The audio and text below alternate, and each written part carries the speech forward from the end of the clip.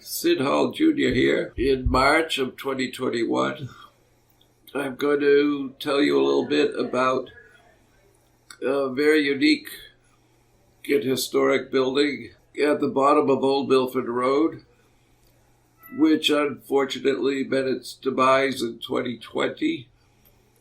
But it served to house a whole lot of different businesses over its long career, and it was a very photogenic building. Photographers loved to stop and snap pictures of it. What made the building so interesting to look at was the brown cedar shingles on the outside that were tinged with black. And I'll tell you the story later of how it got that way. The building, which in later years was referred to as the Stonehouse Press Building, was built in the 1800s, probably around the same time as Betty Hall's house, directly across the street at 18 Old Milford Rd. And it was a blacksmith shop for George Hobart.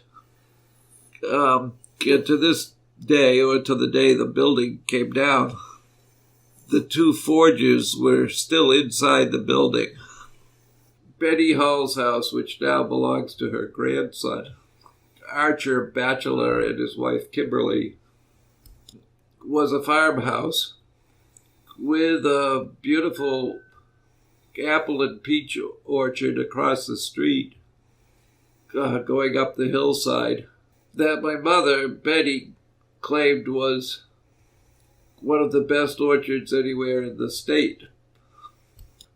Her house is the house where Florence Hobart was born.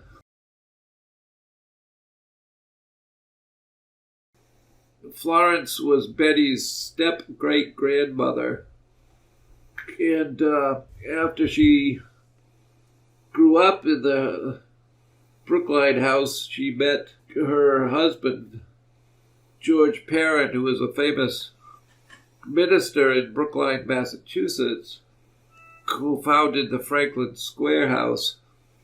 And Florence collected books of his sermons, and they were published under names like The Optimist Good Morning and The Optimist Good Night, and so on. They can still be found on Amazon to this day. When Florence's husband, George, died, she did not have much money. All their money had gone to good works, and she started a religious gift shop in the Stonehouse Press Building. She sold crosses and plaques and stuffed animals and any number of items, but one of the more interesting projects was her jigsaw puzzles. She hired an alcoholic, homeless man off the streets of Boston, brought him up to Brookline, and put him to work using a very large jigsaw machine to create puzzles. He pasted up the pictures on thick plywood and got to be a master craftsman at creating puzzles. And he would create little shapes of animals, people. We still have 30 or 40 of these puzzles in our possession today, and we always enjoy putting them together. My mother's job when she was a little girl and used to come to Brookline from New York, where she grew up, was to take the puzzles apart again after people returned them to get them ready for the next people to rent. Florence Hobart Perrin, or grandparent as we called her, was a lovable and eccentric older woman, and She used to have a wood stove on the second floor, the top floor of the Stonehouse Press building. And she threw papers and cardboard and stuff from her gift shop into it all summer long. And one year, when it got cold, she lit the thing off, and it exploded in the attic. And it burned the whole attic, and the smoke came out and charred the whole outside of the building and gave it that beautiful black patina that made it so photogenic. The fire was put out and the building remained, but the top floor was always a treacherous place to go and was all charred black.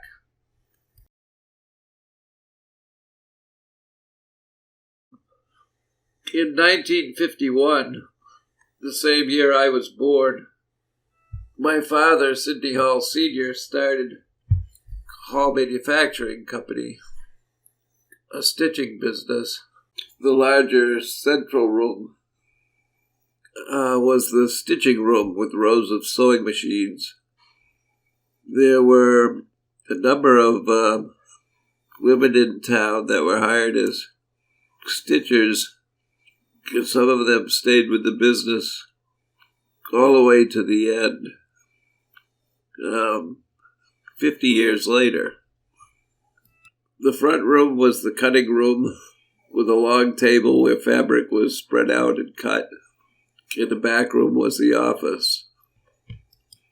Hall Manufacturing later moved to the top two floors of the village store building, which was Hall store on the bottom floor, no relation. Then Hall Manufacturing moved up to the junction of Route 13 and 130 and expanded its business quite a bit. Got into a tote bag business. After my father moved the business out of the old Stonehouse Press building, he moved a huge machine in that took the whole center room. It was called the clicker, but it did anything but click. It came down with a huge platen that stamped out cloth pieces with a die. The machine malfunctioned one year and stamped my father's fingers, all 10 of them. He was taken to the hospital where they were stitched back together. He stayed awake for the operation because he wanted to make sure they maintained a certain bend to the joints in his fingers so he could use them.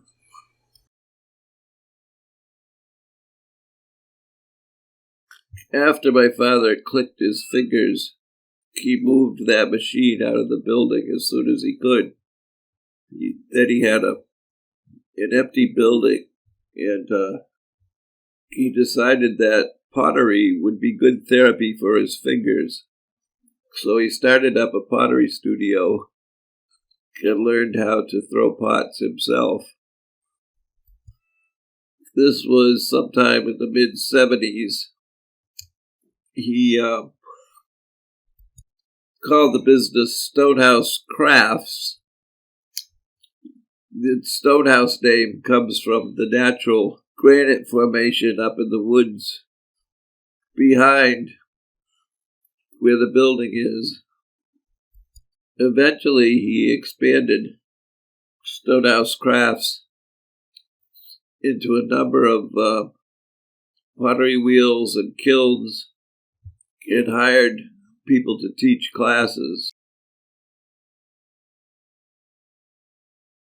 Around 1980, I bought the small commercial printing business that belonged to Harold Burgess, and that used to be up on Quimby Road.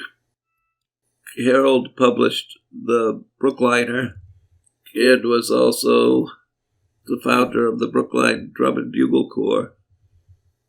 I added some bigger presses and moved the business into the Stonehouse Press building. Before I could move everything in, I had to get rid of the residue of the pottery business. I opened up a trap door in the floor and used a high-power hose to spray all the walls and the floor. Even with that, I didn't get all of it out. I ran the printing business there for about a decade. Pretty high volume of printing went through that small building. Paper moving in, paper moving out. I had a photo typesetting machine that took half of the front room. And eventually, because I was heavily involved on the Conservation Commission, I published newspaper Our Place, which I typeset and printed in that building. The building was, of course, getting pretty old by this point. The floor in the back room developed a very steep angle. And there was a huge maple tree in the back corner that grew about as fast as the building fell down and held up the whole corner of the building. Eventually, I sold the business, and I started a book publishing business called Hobblebush Books, which I ran out of another building. And I used the old Stonehouse press building for book storage. I built a climate-controlled book storage area in the big room. The rest of the building continued to fall apart and became home, I think, to a number of animals. After my wife and I moved away from Brookline and sold our land and property, including the old building, the building stood unused for a while. And then in 2020, it was demolished to build a new house on the property. I wasn't there, but I am told it came down pretty easily. It was sad for many of us to lose a Brookline landmark, but I'm glad it's being commemorated in this video. It was a building that lived nearly 9 lives.